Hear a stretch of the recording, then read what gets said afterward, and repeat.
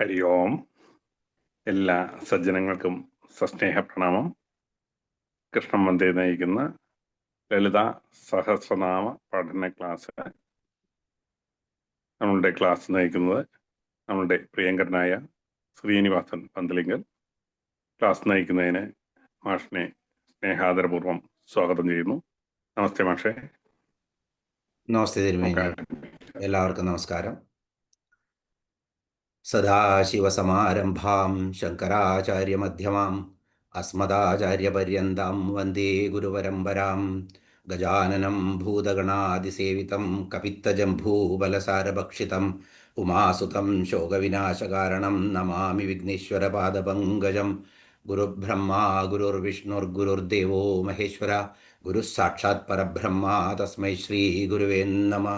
വെള്ളപ്പളുങ്കു നിറമൊത്ത വിദഗ്ധരൂപി കള്ളം കളഞ്ഞു കമലത്തിലെഴുന്ന ശക്തി വെള്ളത്തിലെ തിരകൾ തള്ളിവരും കണക്കെന്നുള്ളത്തിൽ വന്ന് വിളയാടുക സരസ്വതീ നീ. സർവമംഗളമാംഗല്യേ ശിവേ സർവാർത്ഥസാധികേ ശരണ്യേ ത്രംബകേ ഗൗരി നാരായണീ നമോസ്തുതേ. ഓം നാരായണീ നമോസ്തുതേ. ഓം ശ്രീമാത്രേ നമ. നമ്മൾ അങ്ങനെ ഒരാഴ്ചത്തെ ഇടവേളയ്ക്ക് ശേഷം വീണ്ടും കാണുകയാണ്. അതൊരു വലിയ ഒരു ഗ്യാപ്പ്, ഒരു ഇടവേളയായിട്ട് തോന്നും പലപ്പോഴും ഒരാഴ്ച എന്നൊക്കെ പറഞ്ഞു കഴിഞ്ഞാൽ. എല്ലാവർക്കും അത് ഒരു പരിധി വരെയൊക്കെ അനുഭവപ്പെട്ട് കാണും എന്ന് വിശ്വസിക്കുന്നു. ഇന്ന് പല കാരണങ്ങളെ കൊണ്ടും ഇന്നത്തെ ക്ലാസ് കൂടി വേണ്ടെന്ന് വെച്ചാലോ എന്ന് കരുതിയതായിരുന്നു. പക്ഷെ തിരുമേനി തീർത്തും നിർബന്ധിച്ചു, അത് പറ്റില്ല, വേണമെന്ന്. ഇവിടെ പറയാൻ ഉദ്ദേശിക്കുന്നത് എന്തെന്ന് വെച്ച് കഴിഞ്ഞാൽ, നമ്മൾ ഭാഗവതത്തിലെ 12ാമത്തെ സ്കന്ധത്തിൽ ഉദ്ധവരോട് ഭഗവാൻ പറയുന്നുണ്ട്, ഉദ്ധവരെ, നീ എനിക്ക് ഏറ്റവും പ്രിയപ്പെട്ടവനാണ്. നീ വളരെ സദ്ഗുണങ്ങളെല്ലാം തികഞ്ഞ ആളാണ്. നീ എൻ്റെ സഖാണ്. നമ്മുടെ നാട്ടിലെ സഖാവല്ല, സഖ വേണം. ഭഗവാൻ എന്ത് ഉപദേശിക്കണമെങ്കിലും സഖ, തുല്യതയായിട്ടുള്ള ആൾ വേണം. എന്നാലേ പണ്ടു അർജുനന് ഗീത ഉപദേശിച്ചു കൊടുത്തപ്പോഴും മോക്ഷമാർഗം ഉദ്ധവൻ ഉപദേശിച്ചു കൊടുത്തതും ഒക്കെ ആർക്കായിരുന്നു? തുല്യരായ ആളുകൾക്കായിരുന്നു. അപ്പോൾ ഒരു കാര്യം ഇവിടുന്ന് മനസ്സിലാക്കണം, ഭഗവാൻ എപ്പോഴും നമ്മളെ തുല്യതയോടുകൂടിയാണ് കാണാൻ ഉദ്ദേശിക്കുന്നത് അല്ലെങ്കിൽ ആഗ്രഹിക്കുന്നത്. നമ്മൾ മാത്രമാണ് നമ്മളിലെ പലരെയും മുകളിലും താഴത്തേക്കൊക്കെ ആക്കി തരം തിരിച്ച്, എന്താ പറയുക, അതിന് ഡിസ്ക്രിമിനേഷൻ എന്ന് ഇംഗ്ലീഷ് പറയും, ഡിസ്ക്രിമിനേറ്റ് ചെയ്യുന്നത്. ഭഗവാൻ ഒരിക്കലും അങ്ങനെ ചെയ്തിട്ടില്ല. ദേവി ഒരിക്കലും ചെയ്യില്ല. കാരണം ദേവി മാതൃസ്വരൂപിണിയാണ്. എല്ലാ മക്കളും തുല്യരാണ് ദേവിക്ക്. അപ്പോൾ ഇവിടെ അതീവ രഹസ്യം എന്നാണ് പറയുന്നത്. അപ്പോൾ ഭഗവത്ഗീതയെ തന്നെ എന്താണ് പറയുന്നത്? ഗുഹ്യാത് ഗുഹ്യതരം എന്നാണ് ഭഗവത്ഗീത പറയുന്നത് ഭഗവാൻ. എന്ന് വെച്ച് കഴിഞ്ഞാൽ അതീവമായിട്ടുള്ള രഹസ്യമാണ്, ഗുഹ്യമായിട്ടുള്ള കാര്യമാണ് ഭഗവത്ഗീത അർജുനന് ഉപദേശിച്ചു കൊടുക്കുന്നത്. അപ്പോൾ ഇവിടെ പറയുന്നത്, നീ എനിക്ക് ഏറ്റവും പ്രിയപ്പെട്ടവനാണ്, അതുകൊണ്ട് നിനക്ക് ഞാൻ വളരെ ഗുഹ്യമായിട്ടുള്ള ഒരു ഉപദേശം തരാം. എന്നൊരു ഉപദേശം തന്നിട്ട് ഇതാണ് പറയുന്നത്, സാഖ്യം ചെയ്യൂ, അല്ലെങ്കിൽ യോഗം ചെയ്യൂ, അല്ലെങ്കിൽ ജപം ചെയ്യൂ, അല്ലെങ്കിൽ തപം ചെയ്യൂ. ഇതൊക്കെ ചെയ്താലും എന്താണ് ഉണ്ടാവുന്നത്? ഞാനത് ചെയ്തു എന്നുള്ള ഭാവം ഉണ്ടാവും. ഞാൻ തപസ് ചെയ്തു, ഞാൻ സാഖ്യയോഗം ചെയ്തു, ഞാൻ യോഗശാസ്ത്രത്തിൽ നിപുണനാണ്. ഇങ്ങനെ ഓരോ കാര്യത്തിലും ആ കർത്തൃത്വ ബോധം ഉണ്ടാവും. ഭോക്തൃത്വവും കർത്തൃത്വവും. അഷ്ടാവക്രൻ, ഇത്രയും അഷ്ടാവക്ര ഗീതയിൽ അഷ്ടാവക്രൻ എന്താ പറയുന്നത്? ഞാൻ ഈ കർമ്മം ചെയ്തു, ഞാൻ ഈ ദുഷ്കർമ്മം ചെയ്തു, അതുകൊണ്ട് ഞാൻ ജ്ഞാനിയായിട്ടും എനിക്കിതൊക്കെ അനുഭവിക്കണം. ഇങ്ങനെ അഷ്ടാവക്രന് പോലും ഉണ്ടാവുന്നതാണ്, അത്രയും പണ്ഡിതനായിട്ടും, ആ കർത്തൃത്വവും ഭോക്തൃത്വവും ബോധം. അപ്പൊ ഇതില്ലാത്തത് എന്താണെന്ന് പതുക്കെ പറഞ്ഞു തരാൻ നിൽക്കുകയാണ്. ഗോപസ്ത്രീകള് ഭഗവാനെ കാണാൻ വേണ്ടിയിട്ട് എന്താ ചെയ്ത്? യോഗ ചെയ്തില്ല, സാഖ്യം ചെയ്തില്ല, തന്ത്രം ചെയ്തില്ല, മന്ത്രം ചെയ്തില്ല. എന്തായിരുന്നു? അദ്ദേഹത്തെ ഉത്തമ പുരുഷനായി കണ്ടിട്ട് അങ്ങോട്ട് സമർപ്പണം ചെയ്തു, ആത്മസമർപ്പണം. അപ്പോൾ ആത്മസമർപ്പണം വേണം ഒന്നാമത്. രണ്ടാമത് പറയുന്നത് ഏറ്റവും ഗുഹ്യമായിട്ടുള്ള കാര്യമാണ്, നീ സത്സംഗം ചെയ്യൂ. ഇപ്പം നിങ്ങളൊക്കെ മുന്നിലിരിക്കുന്നവര് എന്താണ് ചെയ്യുന്നത്? സത്സംഗത്തിനാണ് വന്നിരിക്കുന്നത്. സത്സംഗം എന്ന് പറഞ്ഞാൽ ഇതൊരു പഠന ക്ലാസ്സാണ്, ഇതിന് സത്സംഗം എന്ന് കൂട്ടണ്ട. പക്ഷെ സത്സംഗം എന്ന് പറഞ്ഞാൽ ഒരു മഹത് പുരുഷന്റെ വാക്കുകളോ അതുപോലെ തന്നെ ആ ഗുരുമുഖത്തുനിന്ന് വരുന്ന കാര്യങ്ങളൊക്കെ ഗ്രഹിക്കാൻ ശ്രമിക്കുക. അത് ശ്രമിച്ചിട്ട് അതിനനുസരിച്ച് പ്രവർത്തിക്കുക. അപ്പോൾ ഞാൻ ഇങ്ങനെ സത്സംഗം ചെയ്തു എന്ന് പറഞ്ഞിട്ടുള്ള ഒരു അഹംഭാവം നമുക്കുണ്ടാവില്ല. അയ്യോ, എനിക്ക് ഈ അറിവ് കിട്ടിയല്ലോ, എനിക്കിതുണ്ടായിരുന്നില്ലല്ലോ, എന്നുള്ള ആ ഒരു അർപ്പണ മനോഭാവമാണ് നമ്മളിലെ ഓരോ സത്സംഗങ്ങളും ഉണ്ടാക്കി തരുന്നത്. നമ്മളിപ്പോൾ പരീക്ഷത്ത് ഭാഗവതം എങ്ങനെ നമുക്ക് കിട്ടി എന്ന് പറഞ്ഞു കഴിഞ്ഞാൽ, ചത്ത പാമ്പിനെ എടുത്ത് തൊള്ളിട്ടു മഹർഷിയുടെ, അത് കഴിഞ്ഞ് ശപിച്ചു, അങ്ങനെ അതല്ല കാരണം. ഉത്തര ഭഗവാന്റെ പാദത്തിൽ വന്ന് പ്രണമിച്ചിട്ട് പറയാണ് രക്ഷിക്കൂ എന്നെയെന്ന്. അപ്പോൾ രക്ഷിക്കാനും ശിക്ഷിക്കാനൊന്നും ആർക്കും കഴിവില്ല. വരേണ്ടത് വരണ പോലെ സംഭവിച്ചേ മതിയാവൂ. ഭഗവാൻ തന്നെ സ്വയം ഉത്തരയുടെ ഗർഭത്തിലിരുന്ന് ആ ശിശുവിനെ രക്ഷിക്കുകയാണ്. അപ്പോൾ പരീക്ഷത്തിന് അവിടുന്ന് ജ്ഞാനമുണ്ട്. അതുകൊണ്ടാണ് എനിക്ക് ഇതൊന്നും വേണ്ട. എപ്പോഴും എന്ത് ക്രിയയിലിരിക്കുമ്പോഴും നമ്മൾ ഒരു പരിധി വിട്ട് കഴിഞ്ഞാൽ നമുക്ക് തോന്നും ഇത് ചെയ്യുന്നത് നമ്മൾ ശരിയല്ല, ഇതല്ല ഞാൻ ആഗ്രഹിക്കുന്നത്, ഇതിലും വലുത് എന്തോ എനിക്ക് കണ്ടെത്തണം എന്ന് കഴിച്ചിട്ട് ആത്മാന്വേഷണത്തിന് ഇറങ്ങും. അതാണ് പരീക്ഷിത് ചെയ്തത്. അതുകൊണ്ടാണ് നമുക്ക് ഭാഗവതം കിട്ടിയത്. അതേപോലെ തന്നെയാണ് പ്രഹ്ലാദനും ആ ഗർഭാവസ്ഥയിൽ കിട്ടിയിട്ടുള്ള ആ ഉപദേശമായിരുന്നു അദ്ദേഹത്തെ ഭാഗവതോത്തമനാക്കിയത്. അപ്പം ഇതൊക്കെ സത്സംഗങ്ങളാണ്. അവരെയൊക്കെ നാരദരുടെ കൂടെ കൂടി. അപ്പോൾ ഇവിടെ നമ്മൾ ചെയ്യാൻ ഉദ്ദേശിക്കുന്നതും അല്ലെങ്കിൽ നമ്മൾക്ക് കിട്ടുമ്പോൾ ഒന്നും ഉപേക്ഷിക്കാത്തതും എന്തായിരിക്കണം? സത്സംഗമായിരിക്കണം. കാരണം സത്സംഗത്വേ നിസ്സംഗത്വം. അങ്ങനെ ആ പടിയായി പോയിട്ട് നിർമ്മോദത്വവും നിശ്ചലതത്വവും അതിലൂടെ ജീവൻ മുക്തിയും നേടാം എന്നാണ് ശങ്കരാചാര്യ സ്വാമികളും നമ്മളെ പഠിപ്പിച്ചിട്ടുള്ളത്. ഇപ്പം നമ്മൾക്കൊക്കെ ആ വഴി കാണിക്കാൻ ദേവി എന്നും കൃപയരുളട്ടെ എന്ന് പ്രാർത്ഥിച്ചുകൊണ്ട് ഇന്നത്തെ ക്ലാസ് നമുക്ക് ആരംഭിക്കാം. കഴിഞ്ഞ പ്രാവശ്യം നമ്മൾ നിർത്തിയത് 47-ാമത്തെ ശ്ലോകം പകുതി കണ്ടിട്ടായിരുന്നു. നിശ്ചിന്ത നിരഹങ്കാര നിർമോഹ മോഹനാശിനി നിർമ്മമാ മമതാഹന്ത്രി നിഷ്പാപാ പാപനാശിനി. അതിനകത്ത് നിശ്ചിന്ത, നിരഹങ്കാര, നിർമോഹ, മോഹനാശിനി ഈ നാമങ്ങളൊക്കെ നമ്മൾ കണ്ടു. നമ്മൾക്ക് ഇനി കാണാനുള്ളത് നിർമ്മമ എന്നുള്ള നാമം മുതലാണ്. അപ്പോൾ നിർമ്മമ എന്ന് പറഞ്ഞാൽ, മമ എന്ന് പറഞ്ഞു കഴിഞ്ഞാൽ നമുക്കൊക്കെ ഉള്ള ഒരു കാര്യം എന്താണ്? മമതാഭാവം. മമതാഭാവം മാതൃത്വമാണെങ്കിൽ വളരെ വ്യത്യസ്തമാണത്. പക്ഷെ മമ എന്ന് പറഞ്ഞാൽ ഞാൻ, എൻ്റെ, എനിക്ക്, ഈ 3 കാര്യങ്ങളാണ് എല്ലാം നമ്മളെയൊക്കെ സ്വാർത്ഥ തൽപരരാക്കി മാറ്റുന്നത്. ഒരു പരിധിവരെ അത് ആവശ്യമുള്ളതാണ്. പക്ഷെ പരിധി വിട്ട് കഴിഞ്ഞാൽ ആ സ്വാർത്ഥത ശരിയാണോ എന്നുള്ളത് എപ്പോഴും നമ്മൾ ചിന്തിക്കേണ്ടതാണ്. അപ്പോൾ താൻ പരബ്രഹ്മത്തിൽ നിന്നും വേറിട്ട ഒരു ഭേദബുദ്ധി നമ്മളിൽ ഉണ്ടാവുകയാണ്. പരബ്രഹ്മം വേറെയാണ്, ഞാൻ വേറെയാണ് എന്നുള്ളത്. ആ ഭേദബുദ്ധി വരുമ്പോൾ മാത്രമാണ് നമുക്ക് ഈ മമത എന്ന് വെച്ച് കഴിഞ്ഞാൽ എൻ്റെ, എനിക്ക് എന്നുള്ള ആ ഒരു മാറ്റം അല്ലെങ്കിൽ ആ ഒരു സ്വാർത്ഥ താല്പര്യം വരുന്നത്. അപ്പോൾ എല്ലാം ദേവിയാണ്. ഇപ്പം ഞാൻ എന്തൊക്കെ ചെയ്യുന്നുണ്ടെങ്കിലും ദേവിയിൽ സമർപ്പിച്ച് ആ കാര്യം ചെയ്യുക എന്നുള്ള ഒരു അവസ്ഥയിലേക്ക് നമ്മൾ എത്തിച്ചേരുകയാണെങ്കിൽ, എന്ത് ക്രിയ ചെയ്യുകയാണെങ്കിലും, നമുക്കറിയാം ഭാഗവതത്തിലും ഇറച്ചിവെട്ടുകാരനായിട്ട് പോലും ഉപദേശം കൊടുത്ത് ആത്മജ്ഞാനം നേടിയ ആളുകളായി നിന്നവരുണ്ട്. കാരണം അവർ ചെയ്യുന്നത് എന്താണ്? കർമ്മത്താൽ കിട്ടിയിട്ടുള്ള ബന്ധനത്തിൽ നിന്നും എന്തെല്ലാമോ വീണ്ടും കർമ്മം ചെയ്യുന്നു. പക്ഷെ എപ്പോഴും ആ ഒരു ദൈവം, ഞാനും ഈ പരമാത്മാവും തമ്മിൽ അഭേദ്യമായിട്ടുള്ള ഒരു ബന്ധമുണ്ട്. ആ ബന്ധമാണ് എന്നെ നയിക്കുന്നത് എന്നുള്ള ആ പൊരുൾ അറിഞ്ഞിട്ടാണ് നമ്മൾ പ്രവർത്തിക്കണമെങ്കിൽ പതുക്കെ ആ വഴിയിലേക്ക് നമ്മൾ എത്തിച്ചേരുന്നതിന് നിസ്സംശയം നമുക്ക് പറയാം. അതുകൊണ്ടാണ് ദേവി നിർമ്മമയാണ്. ദേവി തന്നെയാണ് എല്ലാം. അപ്പോൾ ദേവിക്ക് മറ്റൊന്നാണ്, ഈ ചരാചരങ്ങൾ മുഴുവൻ ദേവിയാണ്. അതുകൊണ്ട് ദേവിക്ക് ഒരു മാറ്റവുമില്ല. ഒരു എൻ്റേത്, എനിക്ക് എന്നുള്ള ഒരു ഭേദമേ ഇല്ല. നമ്മൾ കണ്ടു, യുദ്ധം ചെയ്യുമ്പോഴും ബാല എന്നുള്ള തൻ്റെ പുത്രിയെ യുദ്ധക്കളത്തിലേക്ക് അയക്കുമ്പോഴും ബാല വിക്രമ നന്ദിത എന്നാണ് ദേവി പറയുന്നത്. അതിൽ ആനന്ദിക്കുന്നവളാണ് ദേവി. അപ്പോൾ എന്താണ് അതിൻ്റെ ഫലം എന്നുള്ളതല്ല, ചെയ്യുന്ന കർമ്മം താനാണ് നമുക്കറിഞ്ഞ്, താൻ തന്നെയാണ് ആ പരമാത്മാവെന്ന് അറിഞ്ഞുള്ള ആ ഒരു ക്രിയ ചെയ്യുമ്പോൾ നമ്മൾക്കും ഇതേ ദേവിയുടെ ആ നിർമ്മമ എന്നുള്ള മമതയില്ലാത്ത, എൻ്റേതെന്നല്ലാത്ത ബോധത്തിലേക്ക് നമ്മൾ എത്തും എന്നാണ് ഈ നാമം സൂചിപ്പിക്കുന്നത്. അപ്പോൾ ദേവി നിർമ്മമയാണ്. അതുകൊണ്ട് തന്നെ അടുത്ത നാമം 165-ാമത്തെ ദേവി മമതാഹന്ത്രി കൂടിയാണ്. മമതാഹന്ത്രി എന്നാൽ മമതയെ ഹനിക്കുന്നവളാണ്. അപ്പോൾ ദേവിയെ നന്നായി ജപിച്ചു കഴിഞ്ഞാൽ, ദേവിയുടെ ഭാവം മനസ്സിൽ ഉറച്ചു കഴിഞ്ഞാൽ, നമ്മുടെ അനാവശ്യമായ മമതകളും എല്ലാ കാര്യങ്ങളും അഹങ്കാരങ്ങളും ഒക്കെ പതുക്കെ കൊഴിഞ്ഞ് ഇല്ലാതാവും എന്നുള്ളതാണ്. ഞാനെന്ന ഭാവമാണ് നമുക്ക് പലപ്പോഴും ഒരു എന്താ പറയുക, അപകർഷതാ ബോധം, ഇൻസൾട്ട്, ഇതൊക്കെ ഉണ്ടാക്കി തീർക്കുന്നത്. അപ്പോൾ അതൊന്നും എല്ലാം നശിപ്പിക്കാൻ ദേവിയെ കൊണ്ട് പറ്റും. മമതാഹന്ത്രി എന്നാണ് ഇവിടെ പറയുന്നത്.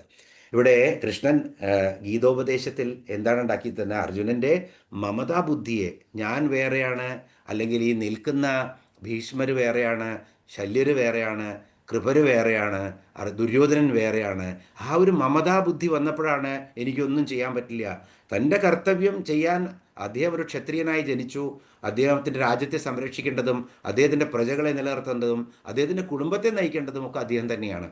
അത് ചെയ്യാൻ സാക്ഷാൽ കൃഷ്ണൻ ഉപദേശിച്ചിട്ട് പോലും തനിക്കും ഈ ഒരു ഭേദബുദ്ധി തോന്നിയത് കാരണമാണ് തളർന്നു പോയത്.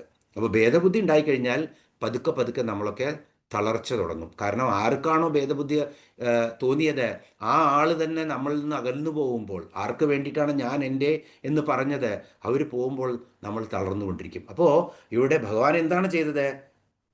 കൃഷ്ണൻ ഗീത ഉപദേശം കൊടുത്തിട്ട് ആ ഭേദബുദ്ധിയെ മാറ്റിക്കൊടുത്തു അർജുനൻ്റെ. അതാണ് ഇവിടെ ദേവി നമ്മുടെ മനസ്സിനെ മതിക്കുന്ന ഈ ഭേദബുദ്ധിയെ മാറ്റി നമ്മളെയും എങ്ങനെ ആക്കി തീർക്കും? മമതാഹന്ത്രിയാക്കി മാറ്റും. മമതയില്ലാത്ത ആ അവസ്ഥയിലേക്ക് നമ്മളെയും എത്തിക്കും. അതുകൊണ്ട് ദേവി മമതാഹന്ത്രി. ഇനി 166 നാമമാണ് 47 ശ്ലോകത്തിലെ നിഷ്പാപ. ഇതൊക്കെ ഇങ്ങനെ ഇപ്പം മമതയൊന്നുമില്ല നമുക്ക്, അപ്പം നമ്മൾ പാപം വളരെ കുറച്ചേ ചെയ്യുള്ളൂ. അപ്പോൾ പാപമില്ലാത്തവളാണ് ദേവി. ഇപ്പം നമ്മളെ എടുക്കുകയാണെങ്കിൽ നമ്മളും അതുപോലെയാണ്. ആവശ്യമില്ലാത്ത മമതകളൊക്കെ ഉപേക്ഷിച്ച് കഴിഞ്ഞാൽ നമ്മൾ പല കാര്യങ്ങളും, പാപങ്ങളും വളരെ കുറയും നമ്മുടെ. അപ്പോൾ നിഷ്പാപയാണ് ദേവി. പാപകാരണമായിട്ടുള്ള ഒരു കർമ്മബുദ്ധിയും ദേവിക്കില്ല. എത്ര കർമ്മങ്ങൾ നമ്മൾക്ക് വേണ്ടി, നമ്മുടെ ഉന്നതിക്ക് വേണ്ടി, അല്ലെങ്കിൽ നമ്മൾക്ക് ഇഷ്ടപ്പെട്ടവരുടെ ഉന്നതിക്ക് വേണ്ടി നമ്മൾ ചെയ്യുന്നുവോ, പലപ്പോഴും ആ കർമ്മങ്ങൾ നമ്മളെ കാമക്രോധ ലോഭ മോഹ മത മത്സര്യാദികളിലേക്ക് നയിക്കും. അതില്ലാത്തവളാണ് ഇവിടെ ആര്? ദേവി. അപ്പോൾ ഇവിടെ ജ്ഞാനം എന്താണ്? പാപം എന്ന് പറഞ്ഞാൽ അജ്ഞാനം തന്നെയാണ്. ജ്ഞാനം എന്ന് പറഞ്ഞാൽ പുണ്യമാണ്, അജ്ഞാനം എന്ന് പറഞ്ഞാൽ പാപമാണ്. അപ്പോൾ ഇത് മനസ്സിലാക്കി കഴിഞ്ഞാൽ ഈശ്വരനിൽ നിന്ന് നമ്മൾ എപ്പോൾ അകന്നു പോകുന്നുവോ അത് അജ്ഞാനമാണ്. ഈശ്വരനോട് എപ്പോൾ അടുത്ത് നിൽക്കുന്നുവോ അതെന്താണ്? അത് ജ്ഞാനമാണ്. അപ്പോൾ അകന്നു പോകുന്നത് അജ്ഞാനം, പാപം; അടുത്ത് നിൽക്കുന്നത് ജ്ഞാനം, പുണ്യമാണ്. അപ്പോൾ എപ്പോഴും നമുക്ക് പ്രാർത്ഥിക്കാനുള്ള, ഭഗവാനെ എന്ത് വന്നാലും, എന്ത് ദുഃഖം തന്നാലും എനിക്ക് അങ്ങയോടുള്ള മമത കുറയാൻ പാടില്ല എന്നുള്ള ആ ഒരു ബോധമുണ്ടായാൽ നമ്മുടെ പാപചിന്തകളൊക്കെ പതുക്കെ പതുക്കെ പതുക്കെ കുറഞ്ഞു തുടങ്ങും. അതില്ലാതെ ആയിക്കഴിഞ്ഞാൽ നമ്മളുടെ ഏറ്റവും വലിയ സന്തോഷത്തിൻ്റെയും ഐശ്വര്യത്തിൻ്റെയും പാരമ്യതയിലും ദൈവത്തിൽ നിന്ന് അകന്നു കഴിഞ്ഞാൽ നാശത്തിലേക്ക് വീഴും. ദുഃഖത്തിൻ്റെ പാരമ്യതയിലും ദൈവത്തിൽ നിന്ന് അകന്നു കഴിഞ്ഞാൽ നശിച്ചു പോകും. അതെങ്ങനെയാണെന്ന് നിങ്ങൾക്ക് ആലോചിച്ച് കഴിഞ്ഞാൽ മനസ്സിലാക്കാൻ പറ്റും. അപ്പോൾ ഇവിടെ അടുത്ത നാമമാണ് ദേവിയുടെ 167 നാമം, പാപനാശിനി. ഇവിടെ ദേവി പാപമില്ലാത്തവളാണ്, നിഷ്പാപയാണ്, ഒരു പാപവും തൊട്ടു തീണ്ടാത്തവളാണ് ദേവി. അപ്പോൾ ദേവി പാപനാശിനിയാണ്. എല്ലാവരുടെയും, ഭക്തന്മാരുടെ പാപചിന്തകളെല്ലാം നശിപ്പിച്ചിട്ട് പരിശുദ്ധയാക്കുന്നവളാണ് ദേവി. അതുകൊണ്ട് ദേവി പാപനാശിനി. ഇനി ഇവിടെ പാപം നശിപ്പിക്കാനുള്ള വഴികൾ എന്തൊക്കെയാണ്? ജപം, അതുപോലെ തപം, അതുപോലെ ധ്യാനം, പുണ്യതീർത്ഥവാസം. വളരെ ഭാരതത്തിലൊക്കെ വളരെ കൃത്യമായിട്ട് ഉപദേശിക്കുന്നുണ്ട് തീർത്ഥസ്നാനം ചെയ്യാൻ വേണ്ടിയിട്ട്. ഒരു 360 പേജോളം ധർമ്മപുത്രരോട് പോയി തീർത്ഥസ്നാനം ചെയ്യാൻ പറഞ്ഞ ഓരോ തീർത്ഥങ്ങളിലും പോയി, പുണ്യസ്ഥലങ്ങളിൽ പോയി സ്നാനം ചെയ്ത ആ തീർത്ഥങ്ങളുടെ വർണ്ണനയുണ്ട്. അത്രയും ബൃഹത്താണ് മഹാഭാരതം. അപ്പോൾ ഈ പുണ്യതീർത്ഥങ്ങളിലെ സ്നാനം, അവിടുത്തെ വാസം നമുക്കറിയാം. ഈ നമ്മുടെ കുംഭമേള ഉണ്ടായപ്പോൾ കൽപ്പവാസികൾ എന്ന് പറയും. അവിടെ അവർ 41 ദിവസം കൽപ്പവാസികളായിട്ട്, ഒരു കൽപ്പം എന്നാണ് പറയുന്നത് അതിന്, അവിടെ വന്ന് ടെൻ്റ് അടിച്ചിട്ട് അവർ പോയിട്ട് അവിടെ ജപിച്ച് ആ അന്തരീക്ഷത്തിൽ അവർ താമസിക്കും. ജപിച്ച് സ്നാനം ചെയ്ത് ആ 41 ദിവസവും ആ മുഴുവൻ ഒരു വില്ലേജ് പോലെ അവരൊരു സ്ഥലത്ത് താമസിക്കും. അതാണ് കൽപ്പവാസികളും കൽപ്പസ്നാനവും എന്ന് പറയുന്നത്. അപ്പോൾ ഇങ്ങനെ പുണ്യതീർത്ഥങ്ങളിലെ സ്നാനം വളരെയധികം പാവനമാണ്. അതുപോലെ തന്നെ അങ്ങനെ ചെയ്തു കഴിഞ്ഞാൽ നമ്മൾ ചെയ്ത പാപങ്ങൾ, ഇപ്പോൾ ഗംഗയിലൊക്കെ സ്നാനം എന്ന് പറഞ്ഞാൽ ഗംഗ സർവ്വ പാപനാശിനിയാണെന്ന് പറയും. അതുപോലെ തന്നെ പിന്നെ പാപം നമ്മളെ സ്പർശിക്കുകയില്ല. അങ്ങനെ പാപം ചെയ്യാൻ നമ്മൾക്ക് തോന്നുകയാണെങ്കിൽ കൂടി ആ പാപം അകന്നു നിൽക്കും, അത് നമ്മളെ സ്പർശിക്കില്ല എന്നാണ് പറയുന്നത്. അപ്പോൾ ഇവിടെ ഇങ്ങനെ ചെയ്യുന്നത് കൊണ്ട് നമുക്ക് കിട്ടുന്നത് എന്താണ്? ശരണാഗതി പ്രാപിച്ച് നമ്മൾ ഈ തീർത്ഥസ്നാനങ്ങളിലോ അതുപോലെ തന്നെ ജപമോ തപമോ ഒക്കെ ചെയ്യുകയാണെങ്കിൽ നമ്മൾക്കും ആ ശരണാഗതി നമ്മൾ പ്രാപിച്ചു കഴിഞ്ഞാൽ നമ്മളുടെ എല്ലാ പാപങ്ങളും നശിച്ചു പോകും. ഇവിടെ നമുക്കറിയാം സപ്തമോക്ഷദ്വാരങ്ങൾ, ഒരു അയോധ്യ, മധുര, മായ, കാശി, കാഞ്ചി, അവന്തികാപുരി, ദ്വാരവതി ചൈവ സപ്തതൈ മോക്ഷദ്വാരയ എന്നാണ്. അപ്പോൾ ഇവിടെ അയോധ്യ, അതുപോലെ മധുര, അതുപോലെ മായ. മായ എന്ന് പറഞ്ഞാൽ നമ്മുടെ ഹരിദ്വാറാണ് മായ. ഗംഗ, അവിടെ ഹർക്കി പോടി എന്ന് പറയും. അവിടുത്തെ സ്നാനം എല്ലാ പാപങ്ങളെയും നശിപ്പിക്കുന്ന ഗംഗ ശരിക്കും ഭാഗീരഥിയായി വന്നതിന് ശേഷം സകല തീർത്ഥങ്ങളും തന്നിൽ സമന്വയിപ്പിച്ചുകൊണ്ട് അളകനന്ദയും അതുപോലെ ബദരിയിൽ നിന്ന് വരുന്ന അളകനന്ദയും അതുപോലെ തന്നെ നമ്മുടെ കേദാർനാഥിൽ നിന്ന് വരുന്ന മന്ദാകിനി നദിയും ഒക്കെ ഒന്നിലാക്കിക്കൊണ്ട് അവിടെ എത്തിച്ചേരുന്നതാണ്. ആദ്യത്തെ ജനപഥത്തിൽ എത്തിച്ചേരുന്ന ആദ്യത്തെ തീർത്ഥമാണ് എന്ത്? നമ്മുടെ ഹരിദ്വാർ. അവിടെ സ്നാനം ചെയ്യുന്ന മായ എന്നാണ് അതിന് പറയുക. ആ മായാപുരിയിൽ പോയി സ്നാനം ചെയ്യുന്നതും കർമ്മങ്ങൾ ചെയ്യുന്നതൊക്കെ വളരെ മോക്ഷപ്രദായിനിയാണ്. അതുപോലെ തന്നെ നമ്മുടെ ഈ മരണാനന്തര ക്രിയകൾ ചെയ്യുന്ന മോക്ഷത്തിന് വേണ്ടി ചെയ്യുന്നതിനും വളരെ പ്രസിദ്ധമായിട്ടുള്ള സ്ഥലമാണ്. അപ്പോൾ അയോധ്യ നമുക്കറിയാം, അയോധ്യയുടെ ശ്രീരാമ ജന്മഭൂമിയാണ്. മധുര ശ്രീകൃഷ്ണ ജന്മഭൂമിയാണ്. മായ എന്ന് പറയുന്ന ഹരിദ്വാർ മോക്ഷ കവാടമാണ്. കാശി എല്ലാവർക്കും അറിയാം. കാശിയിൽ കാശി വിശ്വനാഥനെ ഗംഗയിൽ സ്നാനം ചെയ്ത് കാശി വിശ്വനാഥനെ ദർശിക്കുക എന്നുള്ളത് മോക്ഷത്തിൻ്റെ മറ്റൊരു മാർഗം കൂടിയാണ്. അതുപോലെ കാഞ്ചി കാമകോടി, കാഞ്ചിയിലെ ദർശനം. അതുപോലെ അവാന്തിക എന്ന് പറഞ്ഞാൽ ഉജ്ജയിൻ. ഭഗവാൻ സ്വയം സന്ദീപനി ആശ്രമത്തിൽ വന്ന് പഠിച്ചതും മഹാകാളേശ്വരൻ്റെ നഗരിയുമായിട്ടുള്ള അവാന്തിക, ഉജ്ജയിനി, ക്ഷിപ്ര നദിയാണ് അവിടെയുള്ള ക്ഷിപ്രമോക്ഷദായിനിയാണ് അത്. അതുപോലെ അത് കഴിഞ്ഞാൽ അവാന്തികാപുരി. പുരി എന്ന് പറയുന്നത് വേറെ അല്ല, ഇവിടെ ഏഴെണ്ണത്തിൽ അവാന്തികാപുരി എന്നാണ് ശ്ലോകത്തിൽ പറയുന്നത്. അതുപോലെ ദ്വാരവതി എന്ന് പറഞ്ഞാൽ ദ്വാരക, കൃഷ്ണൻ്റെ കൊട്ടാരം, സിംഹാസനം അവിടെയായിരുന്നു, കൃഷ്ണൻ്റെ പുരിയാണത്. ഇതാണ് 7 മോക്ഷദ്വാരങ്ങൾ. അപ്പോൾ ഇവിടെയൊക്കെ ദർശനം ചെയ്യാൻ സാധിക്കുന്നവരൊക്കെ പോയി ഇവിടെയെല്ലാം ദർശനം ചെയ്യുക. എന്നിട്ട് അവിടെയുള്ള പുണ്യതീർത്ഥങ്ങളിലൊക്കെ കുളിക്കുക. ഇതൊക്കെ ചെയ്ത പാപങ്ങൾ നശിക്കാനും അതുപോലെ തന്നെ പാപത്തെ നമ്മളിൽ നിന്ന് അകറ്റി നിർത്താനും സാധിക്കും. ദേവി നമ്മളുടെ കൂടെ തന്നെ ഉണ്ടാവും ഇതൊക്കെ ചെയ്യുമ്പോൾ. അതുകൊണ്ട് ദേവി പാപനാശിനി. ഇനി അപ്പോൾ ആ ശ്ലോകം 47 കഴിഞ്ഞു. ഒന്നുകൂടി ആ ശ്ലോകം ചൊല്ലിയതിന് ശേഷം അടുത്ത ശ്ലോകത്തിൽ പോകാം. നിശ്ചിന്ത നിരഹങ്കാര നിർമോഹാമോഹനാശിനി നിർമ്മമാ മമദാഹന്ത്രി നിഷ്പാപാ പാപനാശിനി. ഇനി 48 ശ്ലോകമാണ്. നിഷ്ക്രോധ ക്രോധശമനി നിർലോഭാ ലോഭനാശിനി നിസ്സംശയ സംശയഗ്നി നിർഭവാ ഭവനാശിനി. നിഷ്ക്രോധ ക്രോധശമനി നിർലോഭ ലോഭനാശിനി നിസ്സംശയ സംശയഗ്നി നിർഭവ ഭവനാശിനി. ഇവിടെ 48 ശ്ലോകത്തിൽ 168 മുതൽ 175 വരെയുള്ള 8 നാമങ്ങളാണുള്ളത്. ഈ 8 നാമങ്ങൾ ഏതൊക്കെയെന്ന് നോക്കാം. ഒന്ന് നിഷ്ക്രോധ, 168 നാമം. ഇത് വീണ്ടും ഒരു എന്താ പറയുക, ഗ്രൂപ്പ് ഓഫ് നാമങ്ങൾ എന്ന് പറയാം. നമുക്ക് ഒരു ചതുരത്തിൽ തന്നെ നമുക്ക് ഒതുക്കി നിർത്താവുന്ന നാമങ്ങളാണ് ഇതെല്ലാം.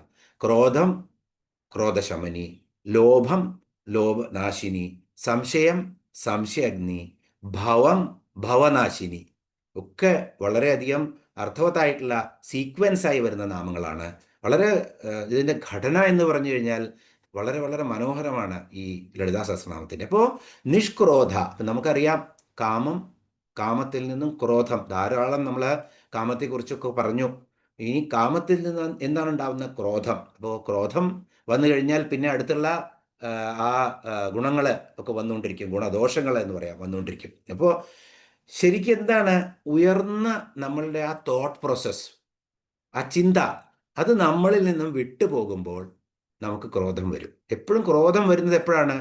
നമ്മൾ ചെറുതാവുമ്പോഴാണ്. നമുക്ക് തോന്നുകയാണ് ആ ഒരു സാഹചര്യം അല്ലെങ്കിൽ ആ ഒരു വ്യക്തി നമ്മളെക്കാളും വലുതാണെന്നും നമ്മൾ ചെറുതായി മാറുകയാണെന്നും എന്നുള്ള ആ ഭാവം വരുമ്പോൾ അവിടെ നമ്മൾക്ക് ക്രോധം വരും പെട്ടെന്ന്. അപ്പോൾ അദ്ദേഹം പറയുന്നതോ അല്ലെങ്കിൽ അദ്ദേഹം ചെയ്യുന്നതോ ഒന്നും നമ്മൾക്ക് അക്സെപ്റ്റബിളായി മാറില്ല.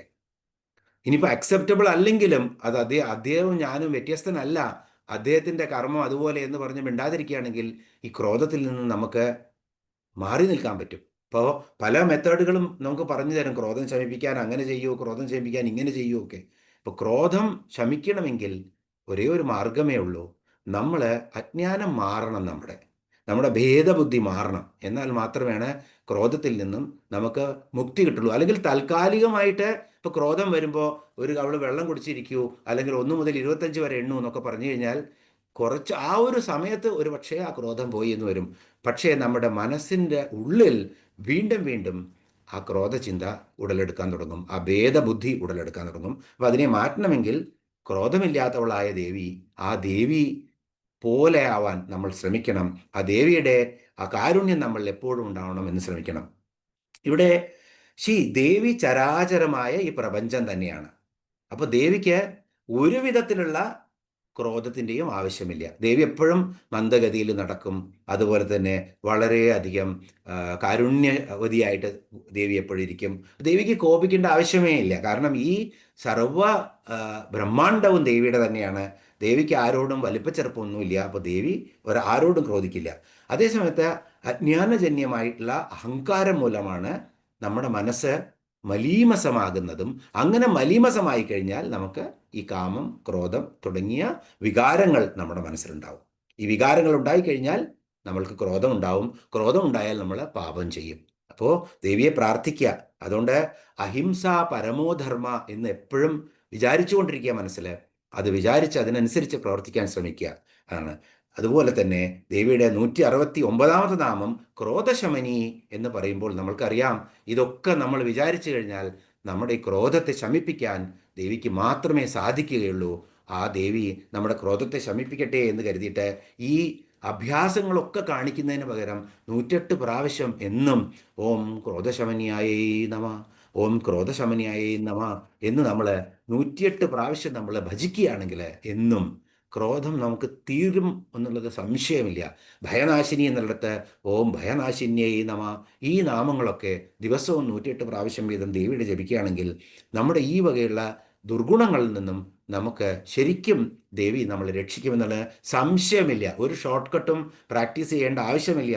ദേവിയുടെ ഈ നാമം ജപിച്ചാൽ മതി. അപ്പോൾ കാമയേഷ ക്രോധയേഷ രജോ ഗുണ സമുദ്ഭവ മഹാശനോ മഹാപാപ്മ വിദ്യേന ഇഹ വൈരിണാം. ഇതാണ് ഭഗവത്ഗീത 3:37, 3-ാമത്തെ അധ്യായം 37-ാമത്തെ ശ്ലോകത്തിൽ പറയുന്നത്. കാമവും ക്രോധവും മോഹവും ഒരാളിൽ ആളിപ്പടർന്നു കഴിഞ്ഞാൽ അയാളെ പാപകർമ്മങ്ങൾ അത് ചെയ്യിപ്പിക്കുന്നു. വളരെ കൃത്യമാണ്. കാമയേഷ ക്രോധയേഷ രജോ ഗുണ സമുദ്ഭവ, ഇതൊക്കെ രജോ ഗുണങ്ങളാണ്. മഹാശനോ മഹാപാപ്മ, ഇത് നിങ്ങളെ പാപം ചെയ്യിപ്പിക്കും. വിദ്യേന ഇഹ വൈരിണാം, അവയെ നശിപ്പിക്കണം. വൈരി പോലെ ഇവയെ നമ്മൾ എപ്പോഴും കാണണം. കാമത്തെയും ക്രോധത്തെയും എപ്പോഴും നമ്മൾ, കാമം എന്ന് പറഞ്ഞാൽ നമ്മൾക്ക് വളരെ അധികം വരുന്നുള്ള ആ മമതാബോധം കൊണ്ട് ഇനിയും ഇനിയും എനിക്ക് എൻ്റേതെന്നുള്ള ആ ബോധം അത് മാറ്റിയെടുക്കണം നമ്മൾ. ഇത് രണ്ടും വൈരികളാണ്, നമ്മളെ തീർത്ത് കളയുന്ന വൈരികളാണ്. അവയെ വൈരികളെന്ന് കരുതിയിട്ട് തന്നെ അവർ ഉന്മൂലനാശനം ചെയ്യാൻ ദേവിയെ ശരണാഗതി പ്രാപിക്കണം എന്നാണ് ഇവിടെ സൂചിപ്പിക്കുന്നത്. 170ാമത്തെ നാമം നിർലോഭ. ഇവിടെ ഒരു ലോഭവുമില്ല. അപ്പോൾ കാമം, ക്രോധം, അടുത്തത് എന്താണ്? കാമവും ക്രോധവും ലോഭം ഉണ്ടാകും, ലോഭബുദ്ധി. കാമിച്ചിട്ട് കുറേ സാധനം കിട്ടിക്കഴിഞ്ഞാൽ അത് വീണ്ടും വീണ്ടും ലോഭം ഉണ്ടാവും. നമ്മൾ പഠിച്ചു നമ്മളുടെ ഹനുമാൻ ചാലീസയിലും തുളസിദാസ് പറയുന്നത് എന്താണ്? ലോഭം കഫം പോലെയാണെന്നാണ് പറയുന്നത്. കഫം എങ്ങനെയാണ്? ഈ മാറാത്ത ചുമയുള്ള ആളുകളുണ്ട്, എന്ത് മരുന്ന് കഴിച്ചിട്ടും കാര്യമില്ല. ആയുർവേദം, കാരണം അലോപ്പതി കൊണ്ട് ഒരു ഗുണം ഉണ്ടാവില്ല, അവരുടെ ശരീരം മുഴുവൻ കേടുവന്ന് പോകും. പിന്നെ അവർ ആയുർവേദം ചെയ്യും, എന്നിട്ട് ഈ രസായനങ്ങളും ചൂർണവും ഒക്കെ കഴിച്ചുകൊണ്ടിരിക്കും. പക്ഷേ ഇവിടുന്ന് ഇങ്ങനെ എന്ന് പറഞ്ഞിട്ട് അതാണ്. അതുപോലെയാണ് അത്രേ ലോഭം. വിട്ടുമാറാത്ത ആ കഫം ബാധിച്ചിട്ടുള്ള മനുഷ്യനെ പോലെയാണ് എന്ത്? ലോഭം. അത് ഉള്ളിൽ നിന്ന് ഇങ്ങനെ വന്നുകൊണ്ടേയിരിക്കും, പുറത്തേക്കോട്ട് പോവില്ല. തീരാത്ത ആ കഫം പോലെയാണ് എന്ത്? ഈ ലോഭബുദ്ധി. അപ്പോൾ ലോഭം വരുമ്പോഴൊക്കെ ആലോചിക്കുക, ഈ കഫമാണ് നമുക്കിത്, ഇത് വരരുതേ എന്നുള്ള ആ ചിന്ത വേണം. ഇപ്പം ഇവിടെ ഈ ലോഭം എന്താണ്? മോക്ഷത്തിൻ്റെ പ്രതിബന്ധകാരിയാണ് ഈ ലോഭം. കാമം, കാമത്തിൽ നിന്നും ക്രോധം, ക്രോധത്തിൽ നിന്ന് ലോഭം, ലോഭത്തിൽ നിന്ന് മോഹം, മോഹത്തിൽ നിന്ന് മതം, മതത്തിൽ നിന്ന് മാത്സര്യം, മാത്സര്യത്തിൽ നിന്ന് ഡംഭം, ഡംഭത്തിൽ നിന്ന് അസൂയ. ഇതെല്ലാം ഇങ്ങനെ കോർത്തിണക്കിക്കൊണ്ടാണ് പോകുന്നത്. അപ്പോൾ ബേസിക് ആയിട്ടുള്ള 3 കാര്യങ്ങളാണ് കാമം, ക്രോധം, ലോഭം. ഈ 3 സാധനങ്ങൾ ഉണ്ടെങ്കിൽ പിന്നെയൊക്കെ തുടർച്ചയായി ഇങ്ങനെ വന്നുകൊണ്ടിരിക്കും. അഷ്ടരാഗങ്ങൾ എന്നാണ് ഈ 8 എണ്ണത്തിന് നമ്മൾ പറയുന്നത്. മനുഷ്യനെ പാപത്തിലേക്ക് നയിക്കുന്നതും നശിപ്പിക്കുന്നതും അതുപോലെ തന്നെ നമ്മൾക്ക് കിട്ടിയിട്ടുള്ള മനുഷ്യജന്മത്തെ ഒരുപക്ഷെ ഒരു ജന്മം കൊണ്ട് തന്നെ നമ്മൾക്ക് പരമപദത്തെ പ്രാപിക്കാൻ പറ്റി എന്ന് വരും. ജനന മരണങ്ങളുടെ ഈ എന്താ പറയുക, ആ ചക്രത്തിൽ നിന്നും നമുക്ക് മോക്ഷപ്രാപ്തി കിട്ടിയെന്ന് വരും. കാരണം നമ്മൾ ഉദ്ദേശിക്കുന്നതൊന്നുമല്ല ഇവിടെയെന്നറിയാം. എന്തുകൊണ്ട് നമ്മൾ ഒരു എന്താ പറയുക, ഒരു ഒരു കുടിലിൽ ജനിച്ചില്ല, അല്ലെങ്കിൽ നമ്മൾ എന്തുകൊണ്ട് വളരെ ഒന്നുമില്ലാത്ത ഒരു വസതിയിൽ ജനിച്ചില്ല. അപ്പം നമ്മളുടെ കഴിവുകൊണ്ടല്ല ഇതൊന്നും. എന്തോ കർമ്മങ്ങൾ നമ്മൾ ചെയ്തുകൊണ്ടാണ് നമുക്ക് ഈ നല്ല ജന്മം കിട്ടിയത്. എന്തുകൊണ്ട് നമ്മളൊരു പുഴുവായി ജനിച്ചില്ല? എന്തുകൊണ്ട് നമ്മളൊരു പുലിയായി ജനിച്ചില്ല? എന്തുകൊണ്ട് നമ്മൾ ഒരു നീചജന്മം കിട്ടിയില്ല നമുക്ക്? ഇതൊക്കെ നമ്മുടെ പൂർവ്വകർമ്മങ്ങളാണ്. അപ്പോൾ മനുഷ്യനെ വീണ്ടും ഇതിനെ ഒരുപാട് മുന്നോട്ട് കൊണ്ടുപോയി ആ ഭഗവാനുമായിട്ട് ലയിപ്പിക്കാനുള്ള ആ ഒരു ശക്തിയുണ്ട്. അതിനെ ഈ നശിപ്പിക്കുന്ന അഷ്ടരാഗങ്ങളാണ്. ആ അഷ്ടരാഗങ്ങളിൽ നിന്നും എപ്പോഴും വിട്ടു നിൽക്കാനുള്ള ആ ഒരു പ്രവണത മനസ്സിനെ വളർത്തിയെടുക്കണം. നമ്മളുടെ കുട്ടികൾക്കൊക്കെ അത് വളർത്തിയെടുക്കണം, അത് പറഞ്ഞു കൊടുക്കണം. അങ്ങനെ അതുകൊണ്ട് മാത്രമാണ് മോക്ഷത്തിൻ്റെ പ്രതിബന്ധകാരിയായിട്ടുള്ള ഈ ലോഭത്തെ നശിപ്പിക്കാൻ പറ്റുകയുള്ളൂ. അപ്പോൾ ഇവിടെ ഇതിനെ ഒരു ടെക്നിക്കലി സ്പീക്കിംഗ് എന്ന് പറയുന്നത് ലോഭം, അതുപോലെ പുഷ്ടി, ഡംഭം, ഇതൊക്കെ എങ്ങനെയത്രേ മായയിൽ പിറന്ന സന്തതികളാണ്. ലോഭം, ഡംഭം, ഡംഭം എന്ന വികാരത്തിന് മായയിൽ പിറന്ന സന്തതിയാണ് എന്ത്? ലോഭം. നമുക്ക് ഡംഭം എന്ന വികാരത്തിന് മായയിൽ പിറന്ന സന്തതിയാണ് എന്താ പറയുന്നത്? ലോഭം എന്ന് പറയുന്നത്. അപ്പോൾ ഇവിടെ ഇതിനെ ധാരാളം പുഷ്ടിപ്പിച്ചു കഴിഞ്ഞാൽ നമുക്ക് സമൃദ്ധി ഉണ്ടെന്ന് തോന്നും. ലോഭം ധാരാളം പുഷ്ടിപ്പിച്ചു കഴിഞ്ഞാൽ ഒരുപാട് സമൃദ്ധി ഉണ്ടായി തോന്നും നമുക്ക്, അങ്ങനെ തോന്നും നമുക്ക്. അപ്പോൾ ധനം, അതുപോലെ ധാന്യം, അതുപോലെ ബലം, അതുപോലെ വീര്യം, അതുപോലെ പദവി, ഇതൊക്കെ എന്തിനാണ് കുറിക്കുന്നത്? സമൃദ്ധിയാണ് കുറിക്കുന്നത്. അപ്പോൾ സമൃദ്ധിയുടെ കൂടെ ഡംഭം ചേർന്ന് കഴിഞ്ഞാൽ ലോഭമായി. അപ്പോൾ സമൃദ്ധി വേണം, അത്രയ്ക്കുള്ള ലോഭങ്ങൾ, ആവശ്യത്തിനുള്ള നമുക്ക് ആവശ്യങ്ങൾ വേണം, ലോകം നടക്കണം.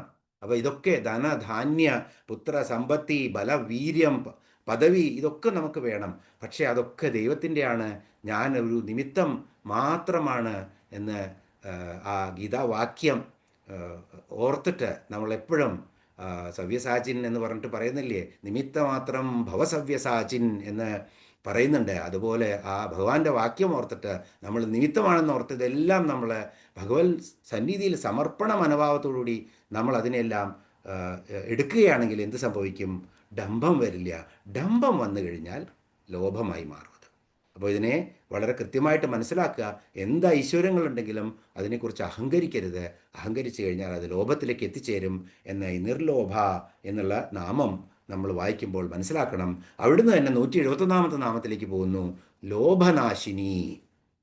ഇവിടെ എല്ലാ ലോഭങ്ങളെയും നശിപ്പിക്കുന്നവളാണ് സാക്ഷാൽ ഈ ഭവതാരിണിയായിട്ടുള്ള ഈ ജഗദംബ. അപ്പോൾ ലോഭാൻ സർവഗുണാൻ ഹന്തി എന്നാണ് ആപത്ത് വാക്യം പറയുന്നത്. ലോഭം ഉണ്ടായിക്കഴിഞ്ഞാൽ സർവഗുണങ്ങളെയും അത് നശിപ്പിക്കും. ലോഭാൻ സർവഗുണാൻ ഹന്തി എന്നാണ് പറയുന്നത്. അപ്പോൾ ഈ ദേവിയെ ഭജിച്ചുകൊണ്ട് എൻ്റെ എല്ലാ ലോഭങ്ങളും നശിപ്പിച്ചു തരണേ ദേവി എന്ന് എപ്പോഴും പ്രാർത്ഥിച്ചു കൊണ്ടിരുന്നാൽ ആ ദേവിയുടെ കാരുണ്യം നമ്മളിലേക്ക് പ്രവഹിച്ചാൽ നമ്മുടെ ലോഭചിന്തകൾ നശിച്ചു പോവുകയും അങ്ങനെ അഷ്ടരാഗങ്ങളിലേക്ക് വഴുതി വീഴാതെ നമ്മളെ ഈ ഭവസമുദ്രത്തിൽ തന്നെ ശരിയായ രീതിയിൽ നയിച്ചുകൊണ്ട് നമ്മളുടെ മറുകര എത്തിക്കാൻ ദേവിക്ക് കഴിയും. അതുകൊണ്ട് അമ്മയെ തന്നെ ശരണം പ്രാപിച്ചുകൊണ്ട് എപ്പോഴും പറയൂ, ലോഭനാശിനിയായ അമ്മേ എന്നെ ലോഭത്തിൽ നിന്നും രക്ഷിക്കണേ എന്ന്. ഓം ലോഭനാശിന്യേ നമ.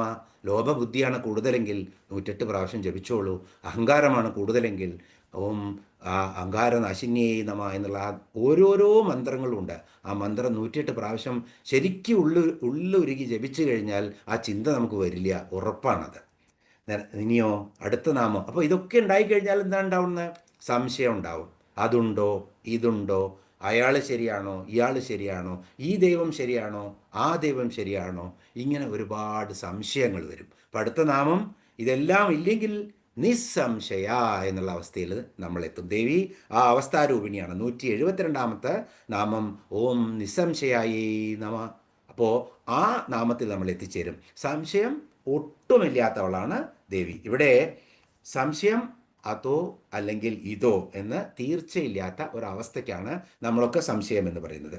ഇവിടെ ശരി ഏതാണെന്നും തെറ്റ് ഏതാണെന്നും അറിയാതെ ഈ സാധകനായാലും സാധാരണ മനുഷ്യനായാലും പലപ്പോഴും ഈ സംശയം കൊണ്ട് തെറ്റായ മാർഗത്തിലേക്ക് വഴുതി വീഴും. അപ്പോൾ ഒരു വട്ടം തെറ്റായ മാർഗത്തിലേക്ക് വഴുതി വീണ് ആ സംശയം അറിയാത്ത അവസ്ഥയിൽ എത്തിക്കഴിഞ്ഞാൽ അജ്ഞാനം ബാധിച്ച് നമ്മളൊക്കെ ഈ അഷ്ടരാഗങ്ങളുടെ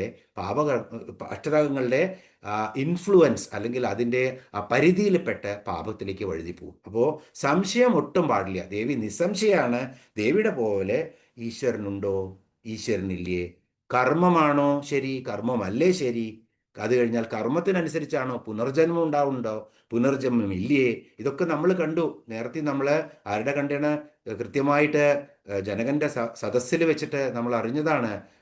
മൈത്രേയിയോട് പറഞ്ഞു, ഈ വേണ്ടാത്ത ചോദ്യങ്ങളൊന്നും ചോദിക്കരുത് എന്ന് പറഞ്ഞ മഹാമുനിയെ നമ്മൾ ആ വാക്യങ്ങളൊക്കെ കേട്ടു. അപ്പോൾ ഇവിടെയൊക്കെ നമുക്ക് പറയാനുള്ളത് ഈ സംശയങ്ങളുടെ ഒന്നും ആവശ്യമില്ല. ദേവി തന്നെയാണ് ചൈതന്യം. ആ പരബ്രഹ്മത്തെ മുറുകെ പിടിച്ചുകൊണ്ട് മുന്നിലേക്ക് പോകൂ. സംശയ നിസ്സംശയ എന്നുള്ളത്. അപ്പോൾ വേറെ ഒരു അർത്ഥം കൂടി ഇവിടെ നമുക്ക് എടുക്കാം. നിസ്സംശയം അഭയം പ്രാപിക്കാവുന്നവളാണ് ദേവി. ദേവിയെ അഭയം പ്രാപിക്കാൻ ഒരു സംശയവും വേണ്ട. ദേവി നമ്മളെ പരീക്ഷിക്കുകയോ, ദേവി കോപിക്കുകയോ, അത് ചെയ്തില്ലെങ്കിൽ ശരിയാവോ, ഇത് ചെയ്തില്ലെങ്കിൽ ശരിയാ, ഇതൊന്നും വിചാരിക്കേണ്ട ആവശ്യമില്ല. ദേവി തീർത്തും നിങ്ങൾക്ക് വിശ്വസിച്ച് ഒരു സംശയവും കൂടാതെ ദേവിയുടെ ചരണാരവിന്ദങ്ങളെ അങ്ങോട്ട് പിടിച്ചോളൂ, എല്ലാ കാര്യങ്ങളും നടക്കും എന്നാണ് പറയുന്നത്. അപ്പോഴോ 173 നാമമാണ് സംശയഗ്നി. സംശയഗ്നി. അപ്പോൾ ദേവി എങ്ങനെ ആരാധിച്ചു കഴിഞ്ഞാൽ, ആ പാദപങ്കജങ്ങളെ ആശ്രയിച്ചു കഴിഞ്ഞാൽ എന്താണ് സംഭവിക്കുന്നത്? സർവ സംശയങ്ങളുടെയും നിവാരണം വരും. ഇത് തന്നെയാണ്, ഈ ബ്രഹ്മം തന്നെയാണ് ദേവി, അത് തന്നെയാണ് ഞാൻ. ആ ഭാവന നമ്മൾക്ക് ഉണർത്തി തന്നു കഴിഞ്ഞാൽ സകല സംശയങ്ങളും മാറിക്കിട്ടും. പിന്നെ ഒരു പ്രശ്നവുമില്ല, വളരെ എളുപ്പമായിട്ട് കാര്യം നടക്കും. അപ്പോൾ ഉപാസകൻ്റെ സംശയങ്ങളെ നിശേഷം നശിപ്പിച്ച് ആ മനഃചാഞ്ചല്യങ്ങളെല്ലാം മാറ്റിയിട്ട് മുക്തിയിലേക്ക് അല്ലെങ്കിൽ സെൽഫ് അവയർനെസ് അവിടേക്ക് നയിക്കുന്നവളാണ് ദേവി. സംശയഗ്നിയാണ് ദേവി എന്നാണ് നമുക്ക്. അതുപോലെ തന്നെ ഒരു സംശയവും കൂടാതെ അങ്ങനെ നമുക്ക് അഭയം പ്രാപിക്കാവുന്നവളാണ് ദേവി സംശയഗ്നി. 174 നാമമാണ് നിർഭവ. ഓം നിർഭവായേ നമ. അപ്പോൾ ഇവിടെ നിർഭവ, ഭവം എന്ന് പറഞ്ഞാൽ ഉണ്ടാകുക അല്ലെങ്കിൽ സൃഷ്ടിക്കപ്പെടുക എന്നൊക്കെയാണ്. ഭവിക്കുക എന്ന് പറഞ്ഞു കഴിഞ്ഞാൽ ഭവാൻ, ഭവാനി, ഇവിടെയൊക്കെ വളരെ റിലേഷൻഷിപ്പുള്ള നാമങ്ങളാണ് ഇതൊക്കെ. നിർഭവ, ആദിയും അന്തവും ഇല്ലാത്തവളാണ് ദേവി. നമ്മൾ പലപ്പോഴും കണ്ടിട്ടുണ്ട് ദേവിയുടെ മധ്യസ്ഥലം വർണ്ണിക്കുമ്പോഴും നമ്മൾ കണ്ടിട്ടുണ്ട്. ദേവിക്ക് മധ്യസ്ഥലം വളരെ ചുരുങ്ങിയതാണെന്ന് പറയുമ്പോഴും ആദിയുമില്ല അന്തവുമില്ല, അതുകൊണ്ടാണ് മധ്യമില്ലാത്തത്. മധ്യമുണ്ടെങ്കിൽ ഒരു ആദിയും വേണം, അന്തവും വേണം. അതില്ലാത്തതാണ് ദേവി എന്ന് പറയുന്നത്. അപ്പോൾ ദേവി നിർഭവയാണ്. ദേവിക്ക് ഒന്നും ഭവിക്കാനില്ല, ഒന്നും സൃഷ്ടിക്കപ്പെടാനില്ല, അതിനൊക്കെ ഉപരിയാണ് ദേവി. അത് ഭവസാഗരത്തെ നിരന്തരം ജനിക്കുകയും നിരന്തരം മരിക്കുകയും ചെയ്യുന്ന ഈ ജീവിതസാഗരത്തിൻ്റെയൊക്കെ അപ്പുറത്താണ് ദേവി. അതുകൊണ്ട് ദേവി നിർഭവ എന്ന് ദേവിയെ വിളിക്കുന്നു. അപ്പോൾ ദേവി ജനന മരണങ്ങൾക്ക് അല്ലെങ്കിൽ സൃഷ്ടികർമ്മങ്ങൾക്കും ഈ അതുപോലെ തന്നെ നാശത്തിനും ഒക്കെ അപ്പുറത്താണ്. അതുകൊണ്ട് ദേവി നിർഭവ. ഇനിയോ അടുത്ത നാമമാണ് 175 നാമം ഭവനാശിനി. അപ്പോൾ ഇവിടെ ഭവം എന്ന് പറഞ്ഞാൽ ഭാവാരണ്യ കുഠാരിക എന്നുള്ള നാമം ഓർത്തോളൂ. ഭവം എന്ന് പറഞ്ഞാൽ സംസാരമാണ്. ആദ്യം ഭവിക്കുക എന്ന് പറഞ്ഞാൽ ഉണ്ടാകുക എന്നാണ്. ഭവം എന്ന് പറഞ്ഞാൽ ഈ സംസാരം തന്നെ. അപ്പോൾ സംസാര ബന്ധനത്തെ നശിപ്പിക്കുന്നവളാണ് ദേവി. അതുകൊണ്ട് ഭവനാശിനി. വളരെ എളുപ്പമാണ് മനസ്സിലാക്കാൻ. അപ്പോൾ ദേവി നിർഭവയാണ്, അതുപോലെ തന്നെ ദേവി ഭവനാശിനിയാണ്. ഭക്തൻ്റെ സംസാര ബന്ധനത്തെ തീർത്തു കൊടുക്കാൻ കെൽപ്പുള്ളവളാണ് ഈ ദേവി. അതുകൊണ്ട് മുക്തിക്ക് വേണ്ടി എപ്പോഴും എളുപ്പമായിട്ട് സാധകന്, അല്ലെങ്കിൽ മകന്, അല്ലെങ്കിൽ പുത്രിക്ക് എപ്പോഴും മുക്തി സാധനം വേണമെങ്കിൽ ദേവിയുടെ ചരണാരവിന്ദങ്ങളെ അങ്ങനെ വളരെ നിർമ്മലമായ മനസ്സോടുകൂടി സ്മരിച്ചോളൂ, ലളിതാ സഹസ്രനാമം ജപിച്ചോളൂ, എന്നാൽ നടക്കും. അതാണ് ഇവിടെ പറയുന്നത്. നിർഭവ ഭവനാശിനി, 175-ാമത്തെ നാമം. ഇനിയോ അടുത്ത ശ്ലോകത്തിലേക്ക് പോവാം. ഒന്ന് ആ ശ്ലോകം ചൊല്ലാം. അപ്പൊ നമ്മളുടെ നിഷ്ക്രോധ ക്രോധശമനി നിർലോഭാലോഭനാശിനി നിസ്സംശയാ സംശയഗ്നി നിർഭവാ ഭവനാശിനി. അതാണ് 48-ാമത്തെ നാമം. ഇനി ശ്ലോകം 49-ാമത്തെ ശ്ലോകത്തിലേക്ക് പ്രവേശിക്കാം നമുക്ക്. നിർവികൽപ നിരാബാധ നിർഭേദാ ഭേദനാശിനി നിർനാശാ മൃത്യുമഥനി നിഷ്ക്രിയാ നിഷ്പരിഗ്രഹ. ഇത് 176 മുതൽ 183 വരെയുള്ള 8 നാമങ്ങളാണുള്ളത്. നിർവികൽപ, നിരാബാധ, നിർഭേദ, ഭേദനാശിനി, നിർനാശ, മൃത്യുമഥനി, നിഷ്ക്രിയ, നിഷ്പരിഗ്രഹ. ഇങ്ങനെ 8 നാമങ്ങളാണുള്ളത്. ഇതെല്ലാം ദേവിയുടെ, നമ്മൾ അറിഞ്ഞു ദേവി എന്തായിരുന്നു എന്ന് കണ്ടതിൽ നിന്നും വ്യത്യസ്തമായിട്ട് ദേവി എല്ലാമാണ് എന്ന് പറയുന്ന ഒരവസ്ഥയിലെത്താണ്. അപ്പോൾ ഇതെല്ലാം ഈശ്വരനാണ് എന്ന് പറയുന്നതിലും ഈശ്വരനല്ലാതെ മറ്റൊന്നുമില്ല എന്നുള്ളതാണ് സത്യം. അപ്പോൾ ദേവി അല്ലാതെ മറ്റൊന്നും ഈ പ്രപഞ്ചത്തിലില്ല എന്ന് പറയുന്ന നാമങ്ങളാണ് ഈ നാമങ്ങളൊക്കെ. 176-ാമത്തെ നാമത്തിലേക്ക് പെട്ടെന്ന് പോവാം. നിർവികൽപ. ഓം നിർവികൽപായേ നമ. വികൽപ്പം എന്ന് പറഞ്ഞാൽ എന്താണ്? മനസ്സിൻ്റെ ഈ ഒരു സ്വഭാവമാണ്. എന്ത് സ്വഭാവമാണ്? സങ്കല്പം, വികൽപ്പം. അത് രണ്ടും ഈ മനസ്സിൻ്റെ സ്വഭാവമാണ്, സങ്കല്പവും വികൽപ്പവും. അപ്പോൾ വികൽപ്പം സംശയം, ശങ്ക, ചിന്താജാഢ്യം, ഇവയെല്ലാം എന്താണ്? വികൽപ്പങ്ങളാണ്. സങ്കല്പം എന്നുള്ളത് എന്താണ്? ഉള്ളതിനെ കുറിച്ച് നമ്മൾ ചിന്തിക്കുന്നതാണ് സങ്കല്പം, അല്ലേ? അപ്പോൾ ദേവിയെ സങ്കല്പിച്ചു എന്നൊക്കെ പറയുമ്പോൾ നമുക്ക് നല്ല ഉറപ്പാണ് ദേവി ഉണ്ട് എന്നുള്ളത്. അപ്പോൾ സങ്കല്പം എപ്പോഴും ഉണ്ടാവുക, നമ്മൾ അമേരിക്കയിലെ ഒരു സാധനത്തെ സങ്കല്പിക്കുന്നു, അല്ലെങ്കിൽ നമ്മൾ കാശി വിശ്വനാഥൻ്റെ ആ മൂർത്തിയെ സങ്കല്പിക്കുന്നു. അതൊക്കെ സങ്കല്പം അവിടെ ഉണ്ടത്, ഉള്ളതിനെ സങ്കല്പിക്കുകയാണ്. ഇല്ലാത്തതിനെ ഇങ്ങനെ ചിന്തിച്ചിരിക്കുന്നതാണ് എന്ത്? വികൽപ്പം. അപ്പോൾ വികൽപ്പം എപ്പോഴും ഉണ്ടാക്കുന്നത് എന്താണ്? പ്രമാണമില്ല വികൽപ്പത്തിന്. ചിന്തിച്ച് നമുക്ക് എന്താണ് ഉണ്ടാവുന്നത്? കുറേ നമ്മൾ ചിന്തിച്ചു കഴിഞ്ഞാൽ നമുക്ക് അത് വളരെയധികം ദുഃഖദായിയായി മാറും വികൽപ്പങ്ങൾ. അപ്പോൾ സംശയം, ശങ്ക, ചിന്താജാഢ്യം ഇതൊക്കെ വികൽപ്പങ്ങളാണ്. ഇവയെല്ലാം നിർവികൽപ, ഒരു വികൽപ്പവും ഇല്ലാത്തവളാണ് ദേവി. അപ്പോൾ സങ്കല്പവും വികല്പവും തമ്മിലുള്ള വ്യത്യാസം ഇവിടുന്ന് മനസ്സിലാക്കിയിട്ട് മുന്നിലേക്ക് പോവുക. അപ്പം നിർവികൽപ എന്ന് പറഞ്ഞാൽ നിർവിഷയമായ നിത്യജ്ഞാനം തന്നെ രൂപമായവളാണ്. അതാണ് ദേവിയെ ഇവിടെ നിർവികൽപ എന്ന് വിളിക്കുന്നത്. നിർവികൽപ്പം എന്ന് പറഞ്ഞാൽ ഒരു കാരണവശാലും ഒരു വിഷയവും ബാധിക്കാത്ത ആ നിത്യജ്ഞാനം, ശുദ്ധബോധം, അതുതന്നെ രൂപമായതാണ് ദേവി. സച്ചിദാനന്ദ സ്വരൂപിണി എന്നൊക്കെ പറയാം നമുക്ക്. അതുകൊണ്ട് ദേവി നിർവികൽപ. അതുപോലെ തന്നെ 2 കൽപ്പങ്ങൾക്കും ഇടയ്ക്കുള്ള, ഇപ്പം നമ്മൾ പറയില്ലേ സന്ധ്യാനാമം എന്ന് പറയും, 2 കാലങ്ങൾക്ക് ഇടയ്ക്കുള്ളത്. സന്ധ്യ എന്ന് പറഞ്ഞു കഴിഞ്ഞാൽ അതുപോലെയാണ്.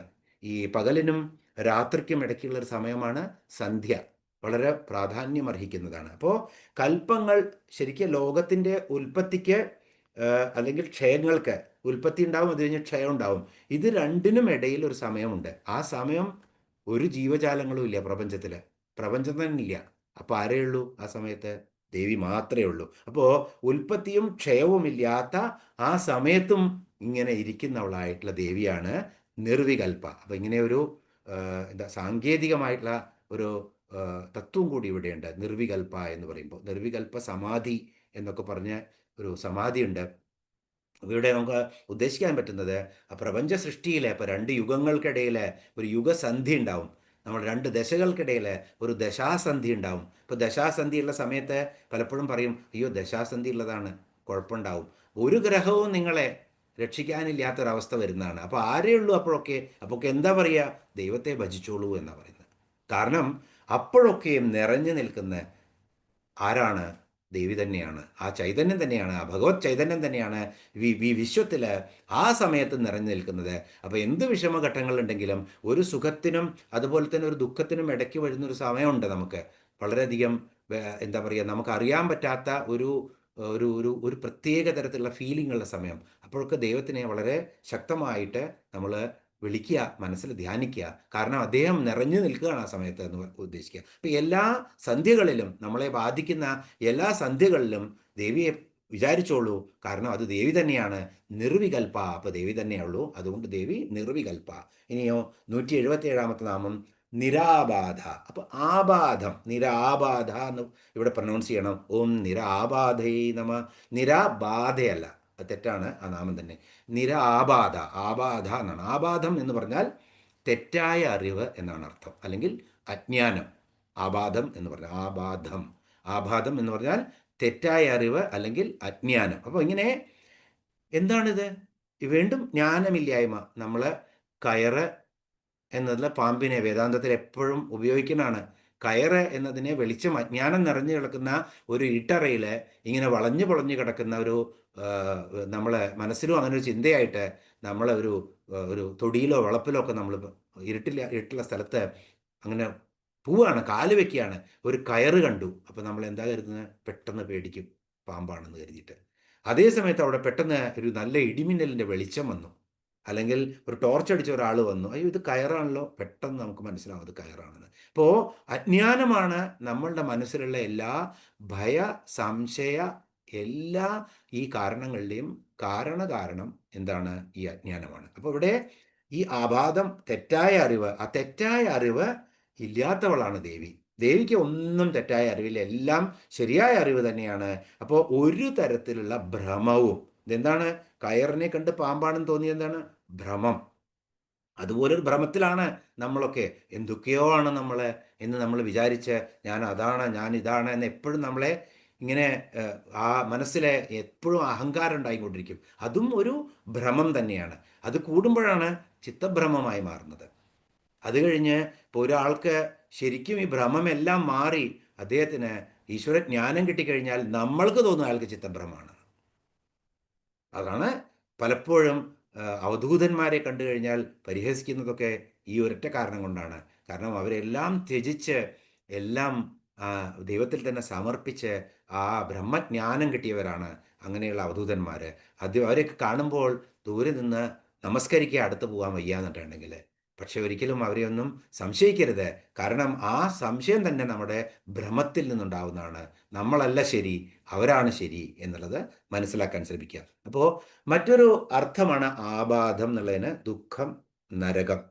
അപ്പോൾ നരകം എന്ന് പറഞ്ഞാൽ തന്നെ ദുഃഖമാണ്. അപ്പോൾ ആബാധം എന്ന് പറഞ്ഞാൽ നരകമാണ്. നിരാബാധം എന്ന് പറഞ്ഞാൽ ഇങ്ങനത്തെ ദുഃഖങ്ങളൊന്നും ബാധിക്കാത്ത, നരകവും സ്വർഗവും ഒന്നും ബാധിക്കാത്തതാണ് ദേവി. അതുപോലെ തന്നെ ബാധ എന്ന് പറഞ്ഞാൽ ദുർദേവതകളുടെ ഉപദ്രവം കൊണ്ട്, ഗ്രഹപീഠ കൊണ്ട്, അതുപോലെ തന്നെ ഇങ്ങനെയൊക്കെ ഉണ്ടാവുന്ന കഷ്ടപ്പാടുകളെ ബാധ എന്ന് പറയും. ഇങ്ങനത്തെ ഒന്നും ദേവിക്കില്ല. അങ്ങനെ ദേവിയെ പ്രാർത്ഥിച്ചു കഴിഞ്ഞാൽ, ദേവിയുടെ ചരണാരവിന്ദങ്ങളെ അങ്ങനെ ആശ്രയം പ്രാപിച്ചു കഴിഞ്ഞാൽ ഇതിന്നൊക്കെ നമ്മൾക്ക് മുക്തി പ്രാപിക്കാം. അതുകൊണ്ട് ഇങ്ങനത്തെ കാര്യങ്ങളൊക്കെ ഉണ്ടാകുമ്പോൾ ദേവിയെ മനസ്സാ അങ്ങനെ ധ്യാനിച്ചുകൊണ്ട് ആ നാമം വിളിച്ചോളൂ. ഓം നിർബാധായേ നമ. 178ാമത്തെ നാമമാണ് നിർഭേദ. ഒന്ന് ബാധ എന്നാണ്, ഒന്ന് ഭേദ എന്നാണ്. ഭേദ. ഓക്കെ. അപ്പോൾ 178 ഒരു ഭേദബുദ്ധിയും ദേവിക്കില്ല. അപ്പോൾ ഭേദബുദ്ധി ഉണ്ടാവണമെങ്കിൽ കാമം, ക്രോധം, ലോഭം, മോഹം ഇതൊക്കെ ഉണ്ടെങ്കിൽ ഭേദബുദ്ധി ഉണ്ടാവും. നമ്മൾ കണ്ടു. വളരെ എളുപ്പമായ നാമാണ്. ഒരു ഭേദബുദ്ധിയും ദേവിക്കില്ല. അതുകൊണ്ട് ദേവി നിർഭേദയാണ്. നമ്മൾക്കും വലിപ്പം, ചെറുപ്പം, വെളുപ്പ്, കറുപ്പ്, ധനികൻ, ദരിദ്രൻ, ജ്ഞാനമുള്ളവൻ, ഒന്നും അറിയാത്തവൻ, ഈ ഭേദബുദ്ധിയൊക്കെ ഉപേക്ഷിച്ച് കഴിഞ്ഞാൽ നമ്മൾക്കും പല കാര്യങ്ങളിൽ നിന്നും നമുക്ക് മോചനം കിട്ടും. പാപങ്ങളിലേക്ക് വഴുതി വിടാതിരിക്കാൻ പറ്റും. നിർഭേദായാണ്. എല്ലാം ദേവി തന്നെയാണ്. ഭർത്താവായ പരമേശ്വരനും ആരാണ്? ദേവി തന്നെയാണ്. രണ്ടുപേരും തന്നെ അർദ്ധനാരീശ്വര സങ്കല്പത്തിൽ നമ്മൾ ദേവിയും ദേവനെയും ആരാധിക്കുന്നത്. അല്ലെങ്കിൽ ഓരോ ജന്മങ്ങളിലും പരമശിവൻ ദേവിയെ തന്നെ പരിണയിക്കുന്നത് എന്താണ്? ആ ദേവിയും ദേവനും ഒന്നാണ്. ശിവൻ തന്നെയാണ് ശക്തി, ശക്തി തന്നെയാണ് ശിവൻ എന്നുള്ള സങ്കല്പത്തിലാണ് ഇതെല്ലാം പറയുന്നത്. അതുതന്നെയാണ് വിഷ്ണുവും, അതുതന്നെയാണ് ബ്രഹ്മാവും. അപ്പോൾ ഈ 33 ദേവകളാവുന്നത് എന്തിനാണ്? അത് ലീലയാണ്, ദേവിയുടെ ലീലയാണിതെല്ലാം എന്ന് മാത്രം മനസ്സിലാക്കിയാൽ മതി. അപ്പോൾ എല്ലാ സംശയങ്ങളും അകന്നു പോവും. അത് വേറെ ഇങ്ങനെ ഒന്നും വിചാരിക്കേണ്ട ആവശ്യമില്ല. അപ്പോൾ എല്ലാം ദേവി തന്നെയാണ്. സ്വർണം കൊണ്ട് ഒരു മോതിരം ഉണ്ടാക്കിയാലും, അതുപോലെ തന്നെ ഒരു മാല ഉണ്ടാക്കിയാലും, അതുപോലെ ഒരു പാദസരം ഉണ്ടാക്കിയാലും, എന്ത് സ്വർണം കൊണ്ടുണ്ടാക്കിയാലും അത് സ്വർണം തന്നെയാണ്. അതിൻ്റെ ഭേദം മാത്രമേ മാറ്റമുള്ളൂ. അത് ശരിക്കും നോക്കിക്കഴിഞ്ഞാൽ അതേ ഒരേ ഒരു കാര്യം തന്നെയാണ് അതിനകത്തുള്ളത് എന്നറിയാം. അങ്ങനെ ഇപ്പോൾ നമ്മൾ ഇപ്പോൾ എലിമെൻസിനെയൊക്കെ ക്ലാസിഫൈ ചെയ്യുന്നത് ഈ ലോകത്ത് എന്താണുള്ളത് എന്ന് ചോദിച്ചു കഴിഞ്ഞാൽ പീരിയോഡിക് ടേബിളിൽ 24 എലമെൻസേ ഉള്ളൂ എന്ന് പറഞ്ഞ് ശാസ്ത്രീയമായിട്ട് അതിനെ അങ്ങനെ ഗണിച്ച് നമുക്ക് തന്നിട്ടുണ്ട്. അതുപോലെ തന്നെ ആ 24 എണ്ണത്തിന് 8 ടേബിളാണ് തോന്നുന്നു പീരിയോഡിക് ടേബിളിൽ വരുന്നത്. 8 ഗ്രൂപ്പുകളായിട്ട് അതിനെ വിഭജിച്ചിട്ടുണ്ട്. ഈ 24 മൂലകങ്ങളാണ് എല്ലാം കൂടിയിട്ടുള്ള ഈ പ്രപഞ്ചത്തിലുള്ളതെന്ന് ശാസ്ത്രം പറഞ്ഞു. ഇത് തന്നെയാണ് നമ്മൾ മന്ത്രം തന്ത്രം എന്നൊക്കെ ഈ നമ്മുടെ നാമങ്ങൾ വരുമ്പോൾ വീണ്ടും ഇതെല്ലാം വരും. അപ്പോൾ ശരിക്കും ഇതെല്ലാം പണ്ടേ പറഞ്ഞു വെച്ചിട്ടുണ്ട്. എന്തൊക്കെയാണെന്നുള്ളതും എങ്ങനെയാണ് അതിനെ ഗ്രൂപ്പാക്കേണ്ടത് എന്നുള്ളതൊക്കെ വളരെ കൃത്യമായി പറഞ്ഞു. എൻ്റെ ഭേദബുദ്ധി ഒട്ടുമില്ല, എല്ലാം ഒന്ന് തന്നെയാണ് എന്നുള്ള അറിവാണ് നമ്മൾക്കൊക്കെ വേണ്ടത്. ആ അറിവ് തരുന്നവളാണ് ദേവി. അതുകൊണ്ട് നിർഭേദായേ നമ. ഭേദനാശിനി അടുത്ത നാമം. അപ്പോൾ ദേവിക്ക് ഭേദബുദ്ധി ഇല്ല. അപ്പോൾ ദേവി മറ്റുള്ളവരെയും ഭേദബുദ്ധിയിൽ നിന്നും മുക്തരാക്കാൻ ധാരാളം പരിശ്രമിക്കുന്നതാണ്. കുറച്ച് ശ്രമം നമ്മുടെയും കൂടി വേണം. എന്നാൽ നമ്മളൊക്കെയും ഭക്തരുടെ അജ്ഞാനജന്യമായ ഭേദബുദ്ധിയിൽ നിന്നും ആ നശിപ്പിക്കുന്ന എല്ലാ വികാരങ്ങളെയും മാറ്റിയിട്ട് ദേവി മുക്തി തരും. 180 നാമമാണ് നിർനാശ.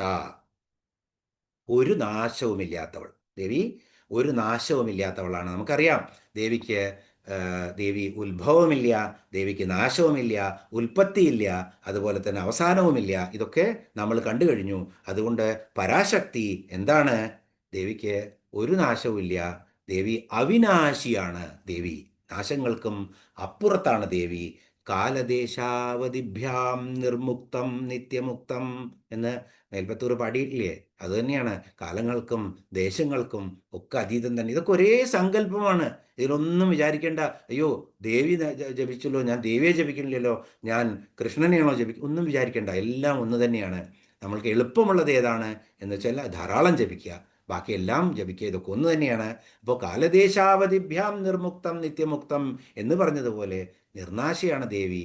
ദേവി നാശയ്ക്ക് അതീതമാണ്, നാശങ്ങൾക്ക്. 181 നാമമാണ് ഓം മൃത്യുമഥനീ നമ. ദേവി മൃത്യുമഥനിയാണ്. ഇവിടെ മൃത്യുമഥനി, മൃത്യുനാശിനി എന്ന് പറഞ്ഞില്ല.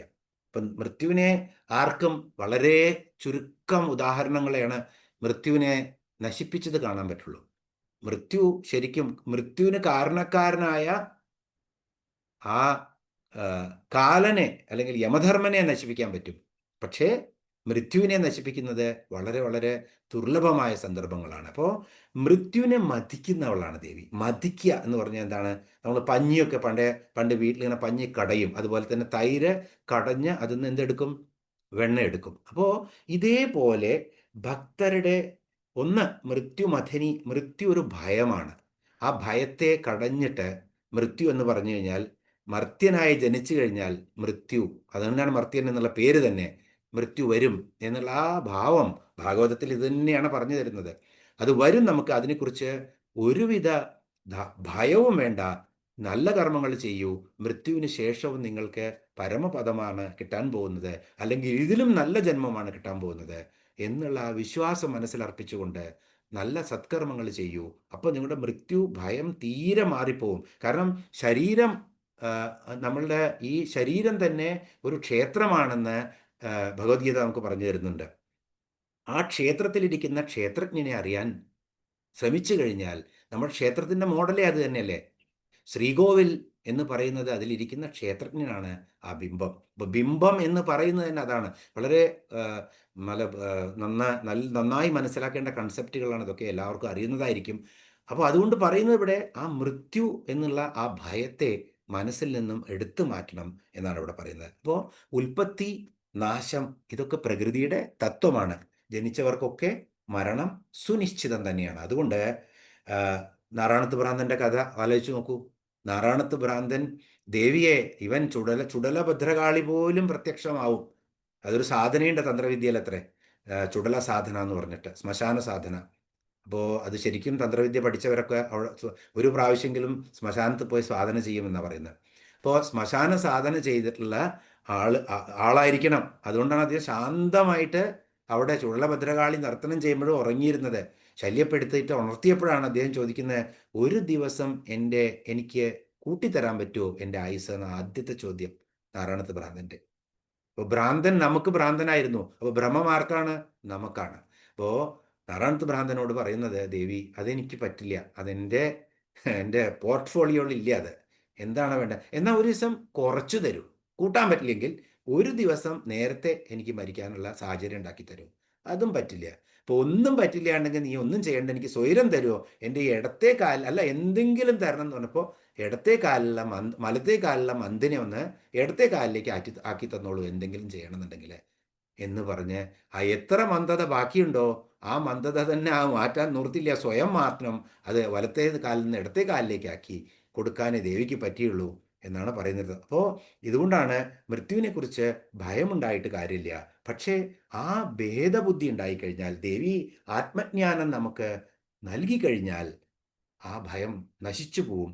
അത് മാത്രമല്ല, ദേവിക്ക് നമ്മൾ നന്നായിട്ട്, ഇപ്പോൾ മോക്ഷം എന്നൊക്കെ പറഞ്ഞു കഴിഞ്ഞാൽ എങ്ങനെയാണ്, നന്നായ രീതിയിൽ നമുക്ക് ദേവിയെ മനസ്സിലാക്കാൻ കഴിഞ്ഞാൽ, ദേവി ഒരു പക്ഷേ അല്ലെങ്കിൽ ആ ഈശ്വര ചൈതന്യം നമ്മൾക്ക് കർമ്മബന്ധങ്ങളിൽ ഇങ്ങനെ നമ്മുടെ ശരീരത്തിൽ കിടക്കുന്ന ആ ആ ചൈതന്യത്തെ കർമ്മബന്ധങ്ങളിൽ നിന്നും കടഞ്ഞെടുത്ത്, കർമ്മബന്ധങ്ങൾ എന്ന് പറഞ്ഞാൽ എന്താണ്? ജനനം മരണം, ജനനം മരണം. ഈ ചക്രത്തിൽ നിന്നും ഒരൊറ്റ ജന്മം കൊണ്ട് അത് കടഞ്ഞെടുത്തിട്ട് അതിൽ നിന്നും ആ മോക്ഷസാധകമായിട്ടുള്ള ആത്മതത്വം വെളിവാക്കിയിട്ട് നമ്മൾക്ക് ആ സംസാര ചക്രത്തിൽ നിന്നും മോക്ഷം തരാൻ പറ്റും. അതുകൊണ്ടാണ് മൃത്യുമഥനി എന്നുള്ള നാമത്തിന് ഏറ്റവും ഉത്തമമായിട്ടുള്ള ഈ വിശദീകരണം ഇതാണ്. ദേവി മൃത്യുനാശിനിയല്ല, മൃത്യുമഥനിയാണ്. ശരിക്ക് ജപിച്ചു കഴിഞ്ഞാൽ ഒരൊറ്റ ജന്മം കൊണ്ട് ആത്മജ്ഞാനം കടഞ്ഞെടുത്ത് മൃത്യുവിനെ മതിച്ച്, ജനന മരണങ്ങളുടെ ചക്രത്തെ മതിച്ചെടുത്ത് അതിൽ നിന്നും നമ്മളുടെ മോക്ഷം, നമ്മൾക്ക് കൈവല്യം നമുക്ക് പകർന്നു തരും ദേവി. അതുകൊണ്ട് ദേവി മൃത്യുമഥനിയാണ്. പരീക്ഷത്തിനും ഇതുതന്നെയാണ് ശുഖബ്രഹ്മർഷി കൊടുത്തത്. ആ 7 ദിവസത്തെ കഥയിൽ നിന്നും ആ മൃത്യുവിനെക്കുറിച്ചുള്ള ഭയം മാറ്റി അദ്ദേഹത്തിന് മോക്ഷപദം കൊടുത്തു. അതാണ് ഉണ്ടായത്. അപ്പോൾ ഈ ദേവി ഇതിന് വളരെയധികം ശക്തിമതിയാണ്, മൃത്യുമഥിനിയാണ് ദേവി.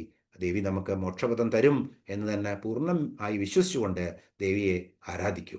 അത് കഴിഞ്ഞാൽ നിഷ്ക്രിയ എന്നുള്ളതാണ് അടുത്ത നാമം. നിഷ്ക്രിയ എന്ന് പറഞ്ഞു കഴിഞ്ഞാൽ എന്താണ്? യാതൊരു പ്രവൃത്തിയും, ഒരു കർമ്മങ്ങളും ദേവിക്കില്ല. ഇപ്പോൾ ദേവിയുടെ സാന്നിധ്യം മാത്രം കൊണ്ട് തന്നെ സൃഷ്ടി, സ്ഥിതി, സംഹാരം ഇതൊക്കെ നടക്കും. ഒരു ഫലേച്ഛയും കൂടാതെ ദേവി അങ്ങനെ പ്രവർത്തിക്കുന്നതാണ്. അതുകൊണ്ട് എപ്പോഴും പ്രവൃത്തി എന്തായി മാറുന്നു? നമ്മുടെ കർമ്മഫലം ആവുന്നത് എപ്പോഴാണ്? എന്തെങ്കിലും ഫലേച്ഛയുള്ളപ്പോൾ. ദേവി ഇതൊക്കെ ചെയ്യുന്നത് ഒരുവിധ എന്താ പറയുന്ന, തന്നിൽ ഒന്നും ബാധിക്കാത്ത രീതിയിലാണ് ദേവി ഇതെല്ലാം ചെയ്യുന്നതുകൊണ്ട്. അതുകൊണ്ട് ദേവിയുടെ കർമ്മങ്ങളൊക്കെ വളരെ ചക്രം പോലെ, ഇങ്ങനെ കാലചക്രം പോലെ തിരിഞ്ഞുകൊണ്ടിരിക്കുന്നതാണ്. അതുകൊണ്ട് ദേവിക്ക് കാര്യമായിട്ടുള്ള ഒരു ക്രിയകളും ചെയ്യേണ്ട ആവശ്യമില്ല. അതുകൊണ്ട് ദേവി നിഷ്ക്രിയ. അപ്പോൾ നിഷ്ക്രിയ, ഓം നിഷ്ക്രിയായേ നമ. 183ാമത്തെ നാമമാണ് നിഷ്പരിഗ്രഹ. അപ്പോൾ പരിഗ്രഹം എന്ന് പറഞ്ഞാൽ എന്താണ്? പല അർത്ഥങ്ങളുണ്ട് പരിഗ്രഹത്തിന്. നമ്മൾ എന്തൊക്കെയാ പരിഗ്രഹിക്കാറ്? പത്നിയെ നമ്മൾ പരിഗ്രഹിക്കും, പരിഗ്രഹം എന്ന് പത്നിയെ പറയും. ധനം നമ്മൾ കൂട്ടിവെക്കുന്നത് എന്തും, അല്ലെങ്കിൽ സ്വീകരിക്കുന്നത് എങ്കിലും എടുത്തു വെക്കുന്നത് എന്തും ഒക്കെ പരിഗ്രഹമാണ്. പത്നി, ധനം, ധാന്യം, ഭൂമി, അത് കഴിഞ്ഞാൽ ശാപവും പരിഗ്രഹിക്കും. ചിലർക്ക് ശാപം കൊടുക്കും, അപ്പോൾ അത് പരിഗ്രഹിക്കേണ്ടി വരും. ശപഥം, ഭീഷ്മശപഥം പരിഗ്രഹിക്കുകയാണ് ശപഥത്തിനെ. ഇപ്പോൾ ഇതൊക്കെ എന്താണോ നമ്മൾ എടുത്തു വെക്കുന്നത്, കൂട്ടിവെക്കുന്നത്, ഇതെല്ലാം പരിഗ്രഹമാണ്. പരാശക്തി ഒന്നും എടുത്തു വെക്കുന്നില്ല, ഒന്നും കൂട്ടിവെക്കുന്നില്ല. ഉള്ളതെല്ലാം താൻ തന്നെയാണ്, അത് മറ്റുള്ളവർക്ക് കൊടുത്തുകൊണ്ടേയിരിക്കുകയാണ് ദേവി ചെയ്യുന്നത്. താനായിട്ടുള്ള ഈ പ്രപഞ്ചം, ഒന്നായിരിക്കുന്ന താൻ വീണ്ടും പലതായി മാറി എല്ലാവർക്കും എല്ലാം കൊടുത്ത് വാണരുന്നവളാണ് ദേവി.